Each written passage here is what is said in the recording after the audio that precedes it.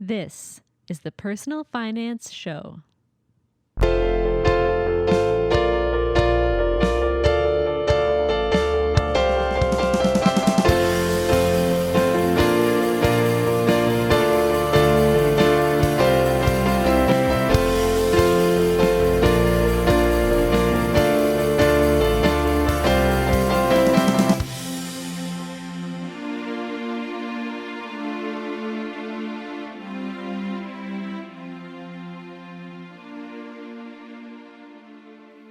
Welcome to episode 10 of the Personal Finance Show. I'm your host, Bo Humphreys. This is the first of a three-part series I'm calling the SIBOS interviews. What is SIBOS, you ask? Well, SIBOS, spelled S-I-B-O-S, stands for Swift International Banking Operations Seminar, which sounds really boring, but it has become much more than a seminar about banking operations. Every year since 1978, the SIBOS conference has been held in a different city around the world.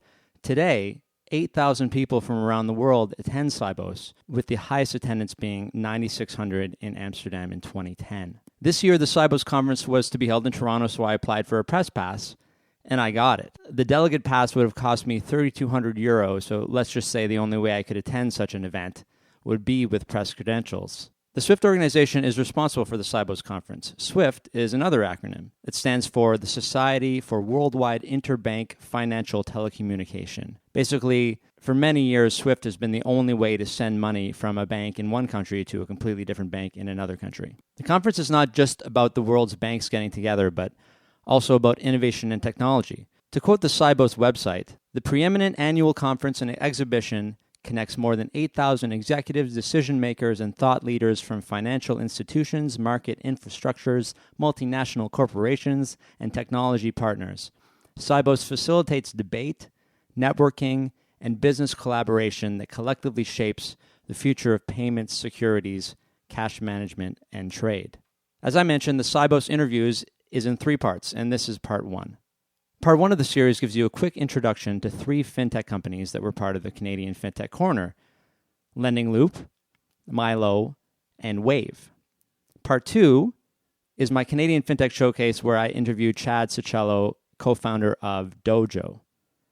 Part three is an interview that could only have happened at SIBOS. Part three is the East African episode, where I interview a group of amazing fintech leaders from Uganda, and we discuss the state of banking in East Africa. So let's get started with episode 1 and Lending Loop. I originally interviewed the co-founders of Lending Loop for episode 2 of the Personal Finance Show, so when I saw that they were set up at SIBOS in the Canadian FinTech Corner, I knew that I wanted to include them in episode 1. Here's my chat with Lending Loop co-founder Cato Pastel. For people who don't know anything about Lending Loop, why don't you tell us a little bit about the company? Yeah, so Lending Loop's a peer-to-peer lending platform. What we do is allow individual investors, people like yourself and myself, to lend their money to small and medium-sized businesses that are looking for financing. So these are local mom and pop shops, yoga studios, restaurants, retail stores that are looking for a better and more affordable way to borrow money.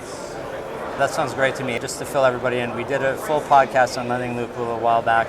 So if you want to get more detail on that, just go to the previous episodes if you're listening to the podcast now. Lending Loop, I think it's pretty great. I mean, and you guys you're growing, right? Yeah, we are. Our team is growing, and we actually just crossed the $10 million mark in loans put out. So 10 million in lending? That's yeah. Crazy. So, I mean, how many small businesses is that? Just about 200 different small businesses that have benefited from using the platform, and that's just over the last year. So that's great. And why do they not go to banks again? Yeah, so banks won't lend to the segments just because they're too small. These are great small businesses, but if you're under $500,000, banks really don't look at them as small businesses. They look at them as individuals. I see. So even though they may have a great small business that generates great cash flow and is really strong and stable, the bank simply looks at them as an individual unless they're looking for more than $500,000. So we're really targeting this segment because there's a lot of strong businesses that should be able to get affordable financing, but they've just kind of been left behind. This isn't because they're a crazy huge risk. I mean, I know you do rate the businesses differently depending on how risky they are, but nothing's like you're going to lose your money just because the banks didn't go for it. It's because of regulation.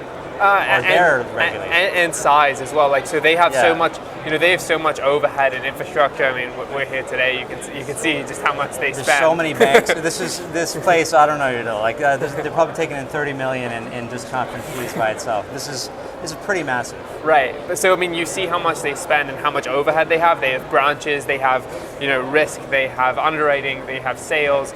Between all of that, it's a very expensive process for them to actually originate a loan. So it's not profitable for a bank to lend to these customers.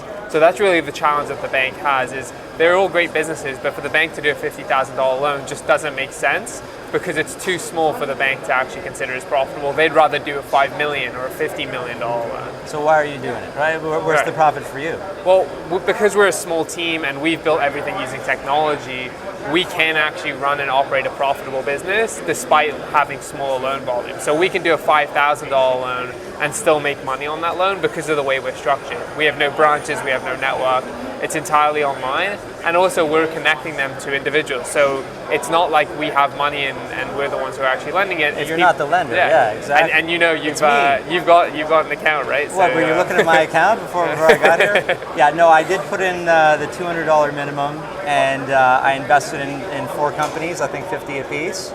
And what they do is they just pay back slowly, right? Yeah, every month. Every month, so I get a little bit of that $50 from each company every month for how long? So it depends. Every business is different, so It can be as little as 3 months, but it can go up to 5 years. The average is usually around 2 or 3 years, so you'll probably be paid back, over 2 or 3 years plus interest, of course. So You're not just getting your money back; you're also getting interest in return. Well, the $50 over 5 years sounds like I'm getting pennies a month. But it's the whole idea here is helping small business that can't be helped, and a lot like your businesses are all accessible. You can talk to them, right? Yeah. You can chat with them online. It's really kind of a great system. And why would you come here to SIBOS?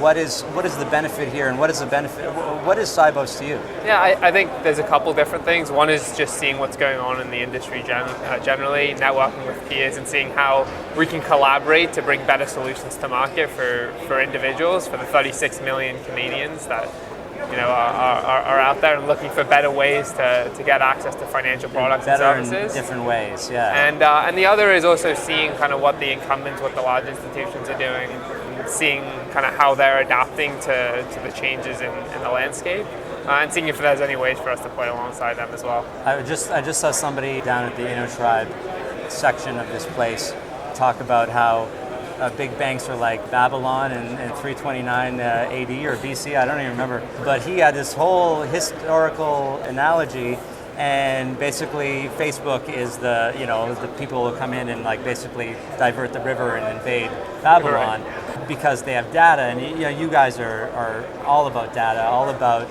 using technology to make things easier and more convenient for people. So that's what a lot of this conference is about for me, and how banking and the way everybody uses financial services is changing basically every day. Yeah, and on that point, what we're really trying to do at the end of the day is give both sides a better deal. We want to give Canadians a better deal because they should be getting more for their money, and their money should be working harder for them.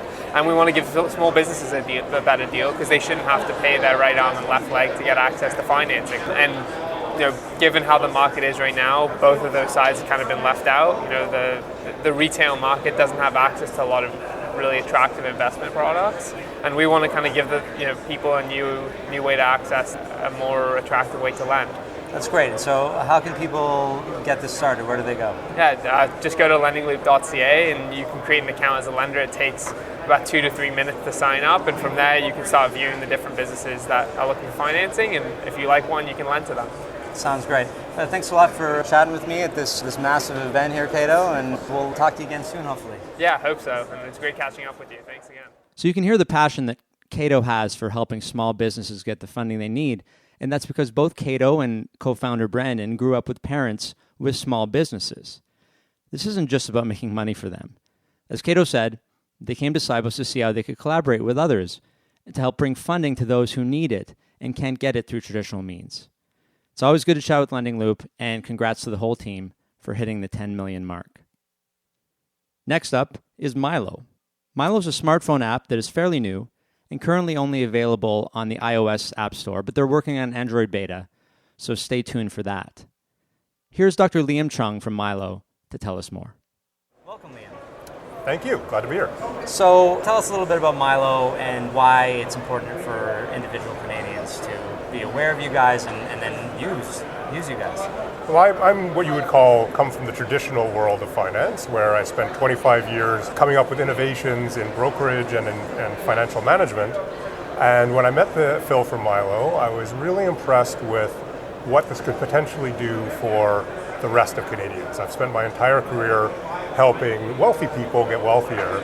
And they're good, right? They don't need our help anymore. Well, they're very well serviced. They do need help, but they're very well serviced. But there's always going to be someone. There's always someone to service them. Going to take their money and service them. But the Absolutely. little people like us, like me, who's helping them?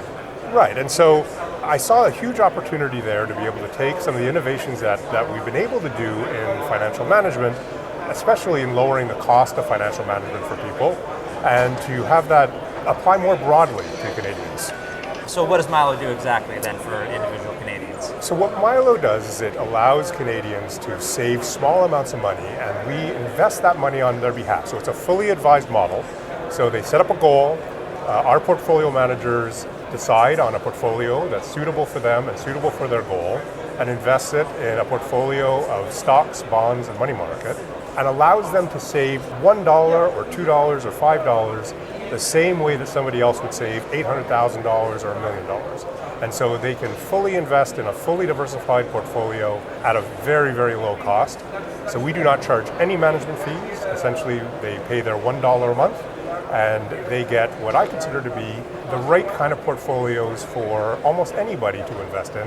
And that would be a fully diversified portfolio at an extremely low cost to invest. I'll agree with you on that one. So I have a bank account already. I'm an individual, and let's say I have a Tangerine bank account.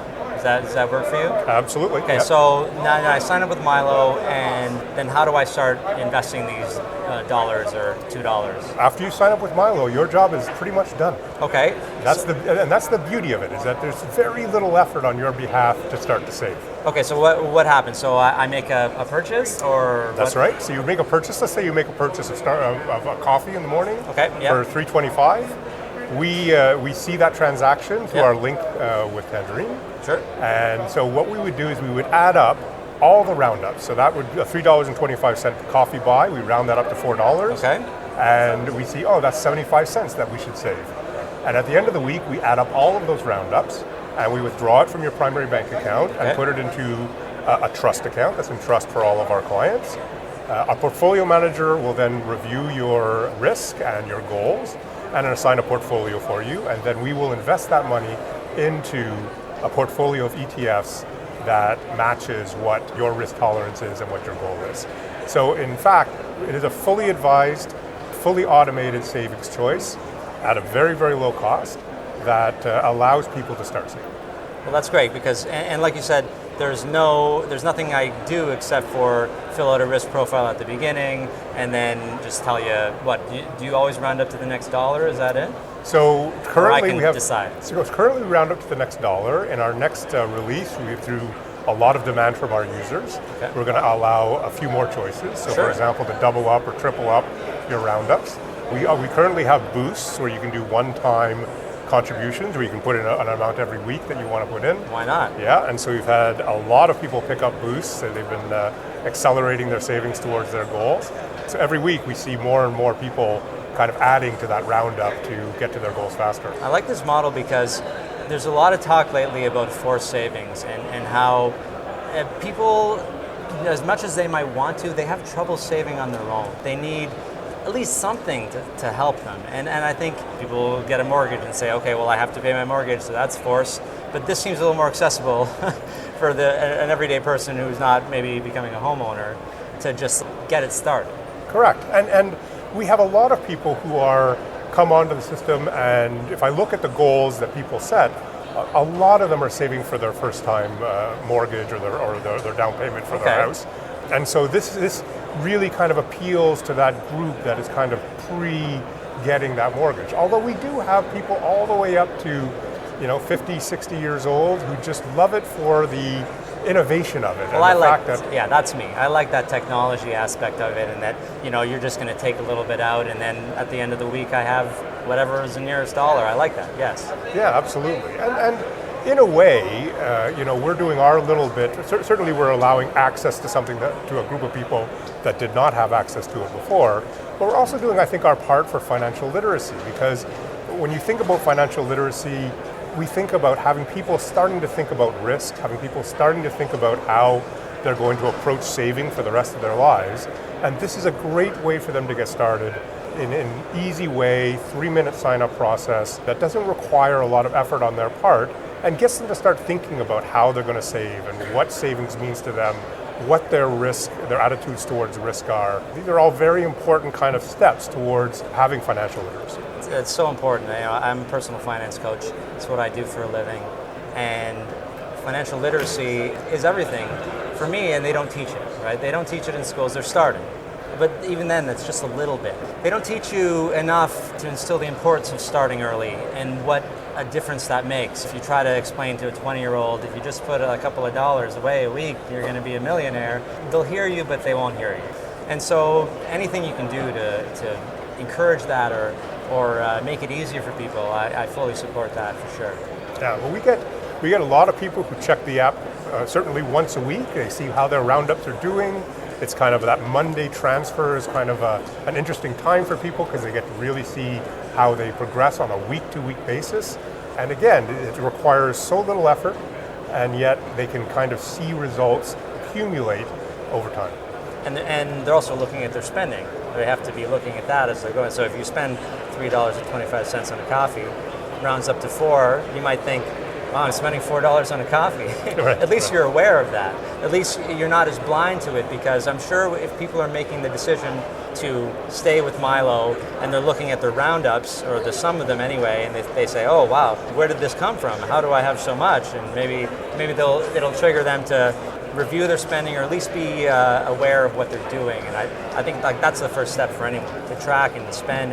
And so the cost is $1 a month? Is that what you $1 said? a month? $1 a Absolutely. month, so like $12 a year. And do you have an average of what typical Canadians are putting away, or sort of what are they rounding up to? Is this a number that you have to share? Or? I think Phil has the exact number. Okay. But I would say it's people are doing $60, $70 a week with the current just one-time roundup. Sure. And so as we add kind of these boosts and the multipliers, people will be able to get a lot more.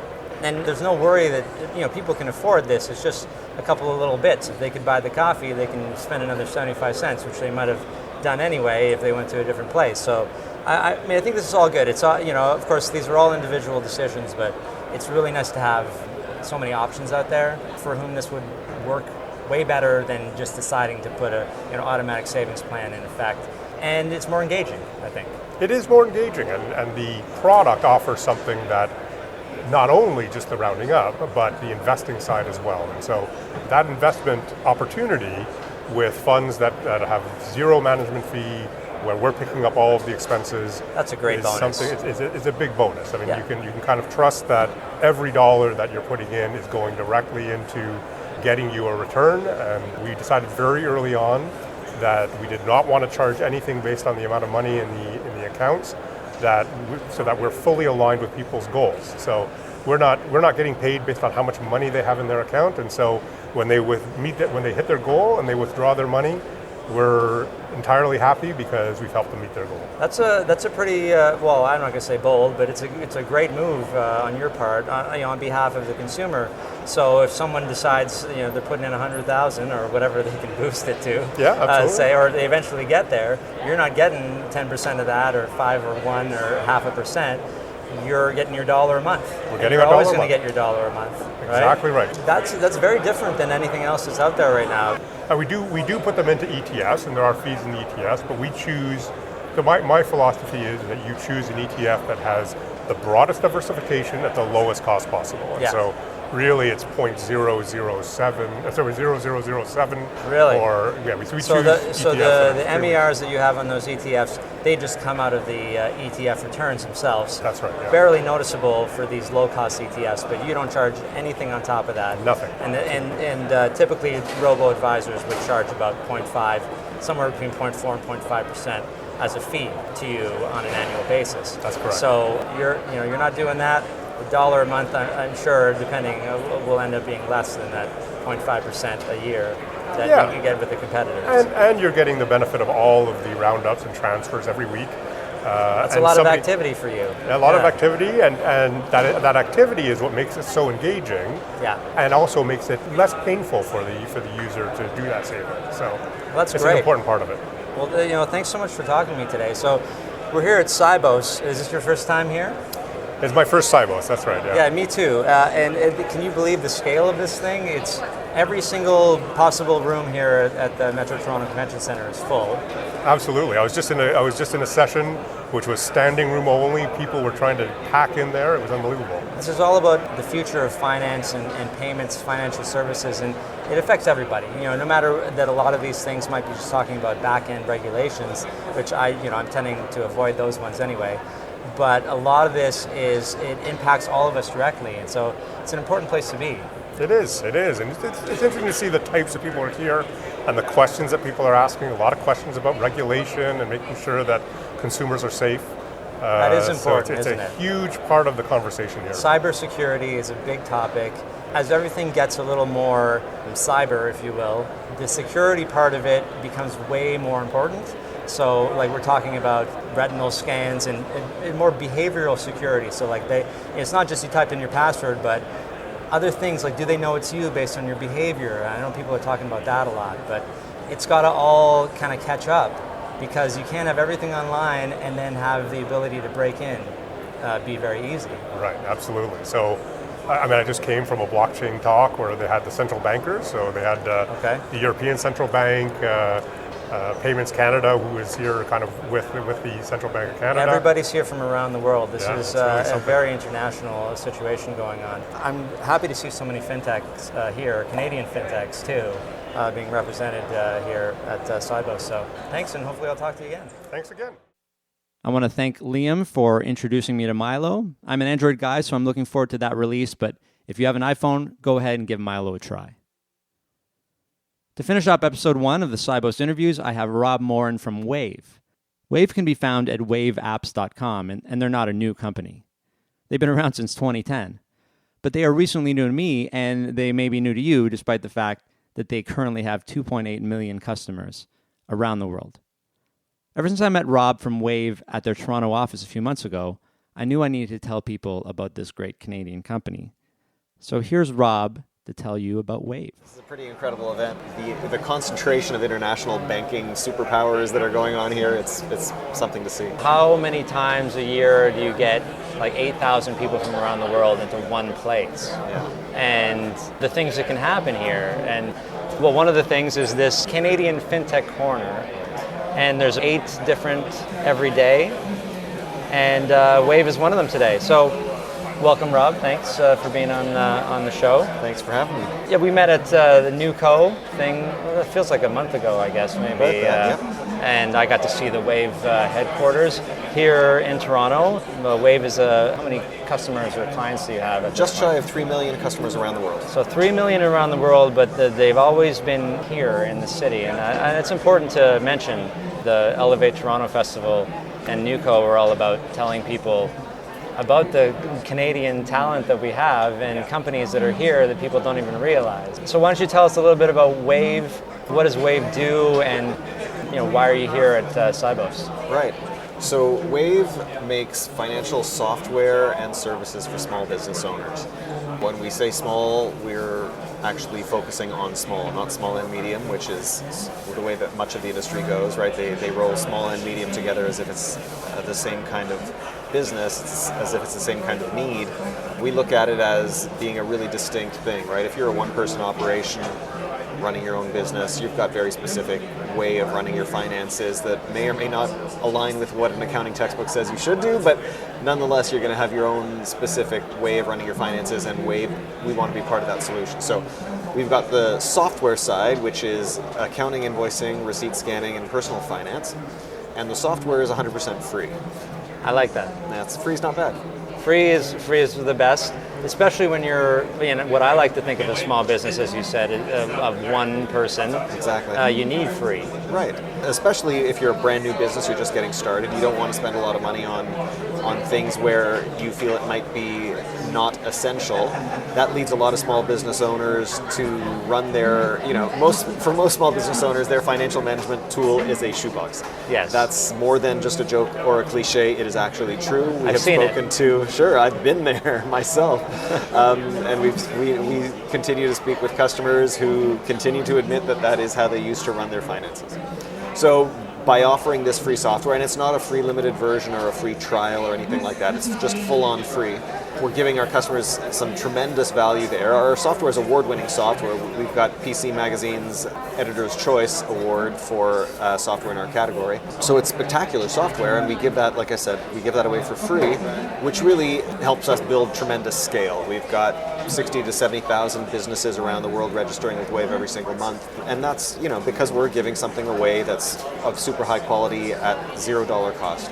And then in addition to the software side, we've got our financial services side. So that's credit card processing, payroll, and lending, so loans and lines of credit, that are embedded inside the Wave software. And that's where our revenue comes from. So if you need credit card processing or payroll or lending, and you choose to use Wave solutions, then Wave makes some money from it. If you choose to not use any of those solutions, by all means you're still welcome, and Wave would continue to be completely free for you. So you get the free software, which is great, and then once you've been using it for a little bit, and you're like, wow, I need to be able to accept payments, it's probably just a quick process to set that up. Yep. Right? Click of a button inside the Wave application online, and you're just about set up. That's all there is to it, and you can start accepting Visa, MasterCard, American Express on all of your invoices. And then you get some employees, and you're like, I need payroll now. How am I going to do that? Well, you already have this infrastructure. It was free. The good thing about free software is you don't really even have to take Rob's word for it. You can actually just go and get it because it's free. Absolutely. Right? And your no point risk. Right. And your point, though, about when you need payroll, you just jump in and you're all set up.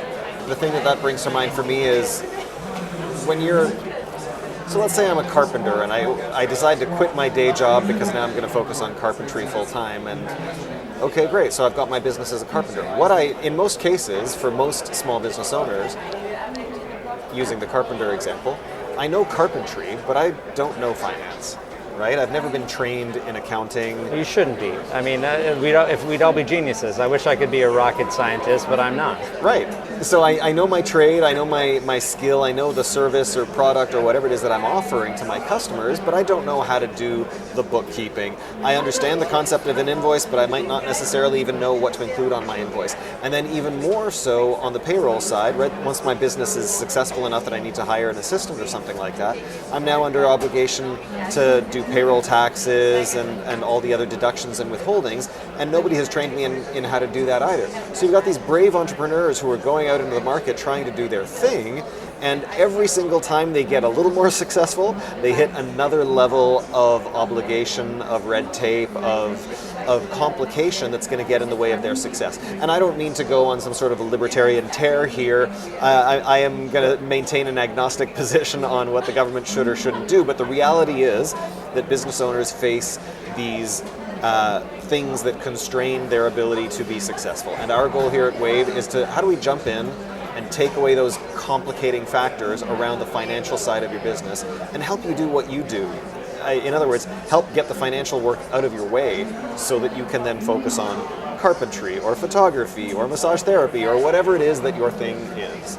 Well, I always found it was strange for someone to have to be an expert chef and then have to be an expert at bookkeeping too. It's the only thing, like we don't expect it to be the other way around. If someone's a bookkeeper, we don't expect them to be able to, perform surgery or, do their own legal documents.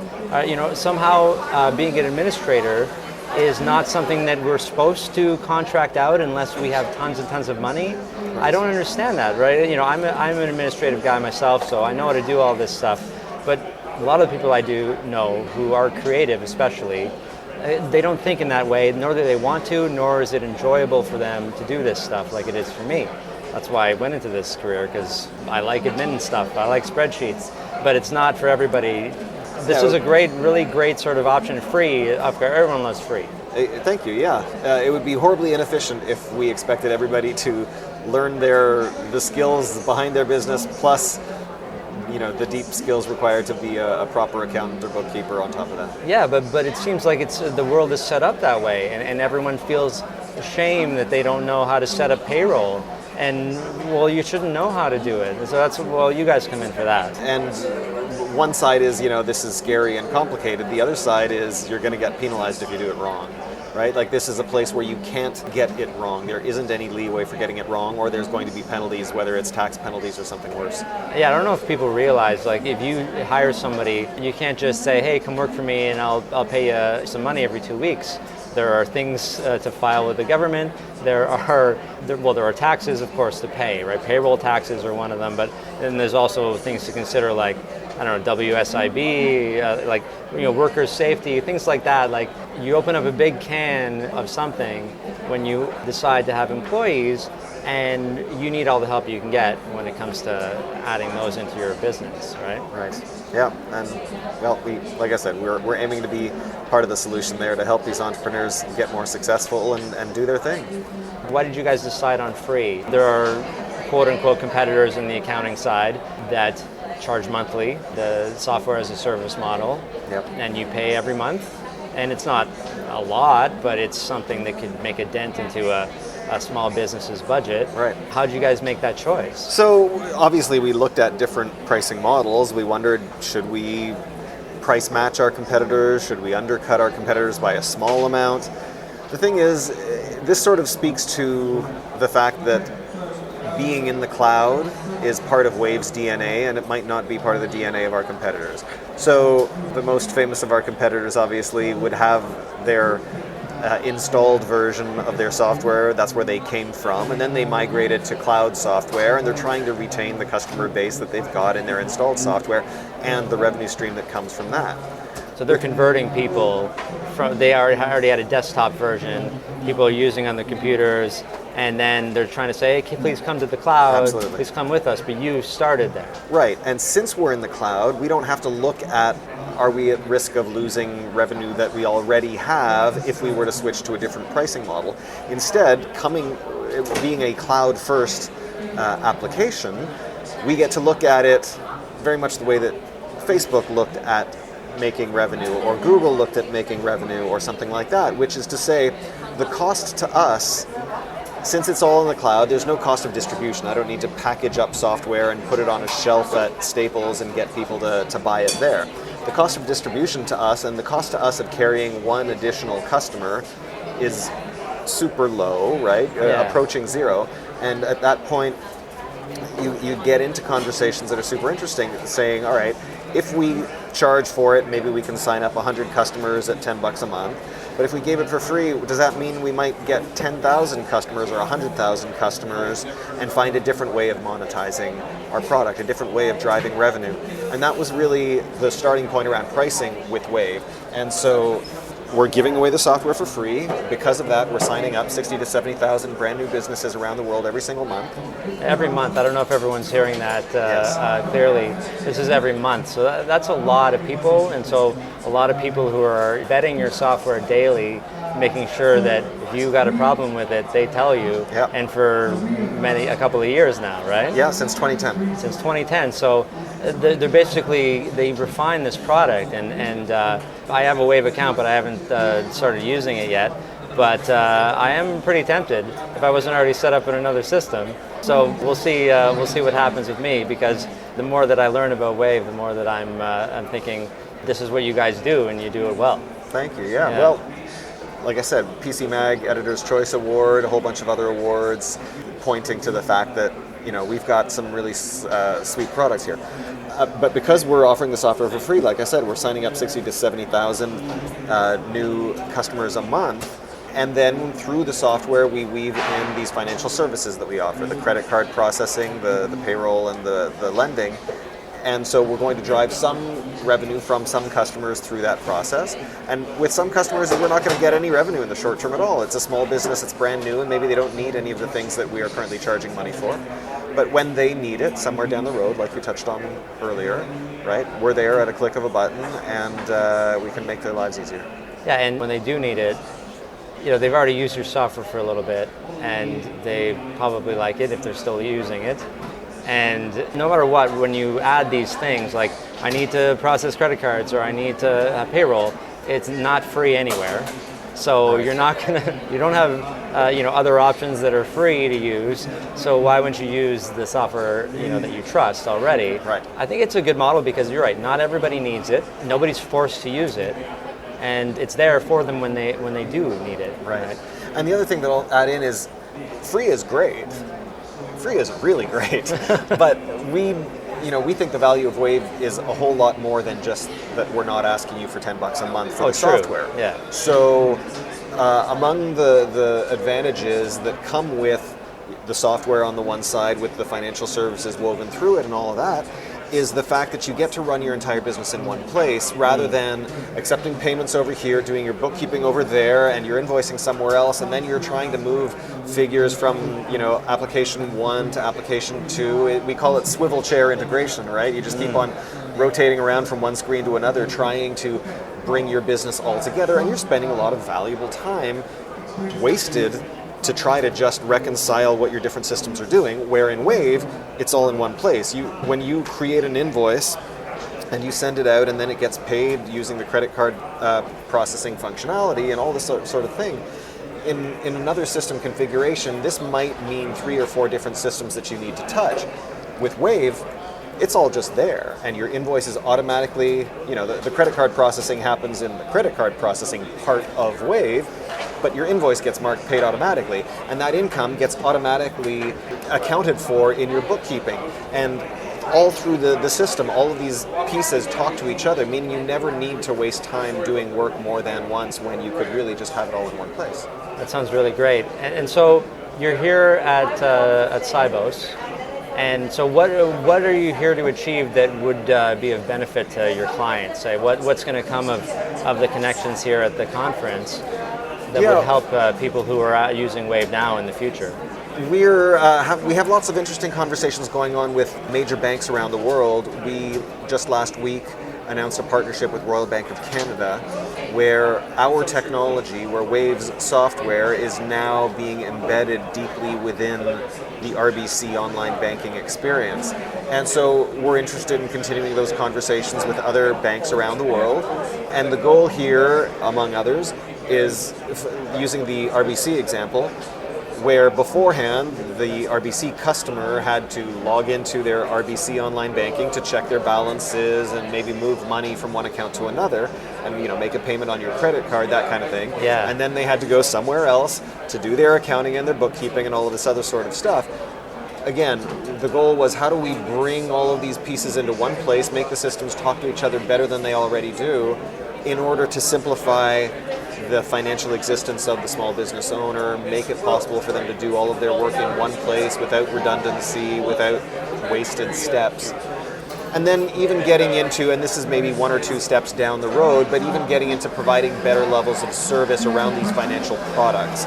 So if in the Wave system somebody had issued, let's say, $2,000 of invoices that are overdue, and this has become a cash flow problem for them, is it possible for RBC to jump into this conversation and offer them a line of credit on those invoices to help them continue to manage their business better? That's hypothetically the sort of place where this kind of integration can continue to help the small business owners.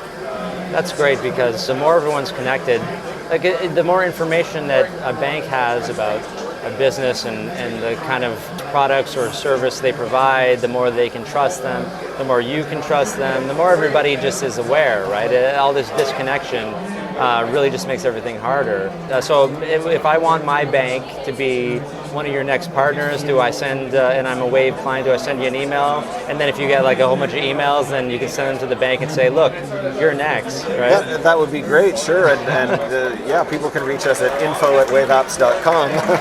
We'd be happy to hear from them and hear which banks they consider most important. Or equally important, reach out to your bank and say, hey, listen, Wave is doing this thing with RBC. I want my bank to do that too. It would be great to have the people at the banks become more aware of the things that matter to their customers. Yeah, I mean, and it seems like this kind of thing might not make a difference, but if you do it and maybe a couple of thousand other people do it, then they will notice, and this is the only way to kind of start the connections that we need. So, well, thanks so much for talking to me today, Rob. Thanks, Bo. And that's episode 1 of the SIBOS interviews. Thanks to Cato from Lending Loop, Liam from Mylo, and Rob from Wave for taking the time to chat with me. Next time on the Personal Finance Show, I have Chad from Dojo for episode 2 of the SIBOS interviews. I met Chad earlier this year at the Payments Canada Summit, and I was really impressed by his product. Dojo is an app that works with a bank card and a real bank account to help improve financial literacy in kids. Chad's really the best at explaining it, so if you're intrigued, please tune in next week. If you enjoyed this episode of the Personal Finance Show, please listen to the previous episodes and subscribe to the podcast. Also, check out my blog at investwisely.ca. I would love to hear from you, good or bad, but hopefully good. So please, if you have anything to tell me, email me at bo@investwisely.ca.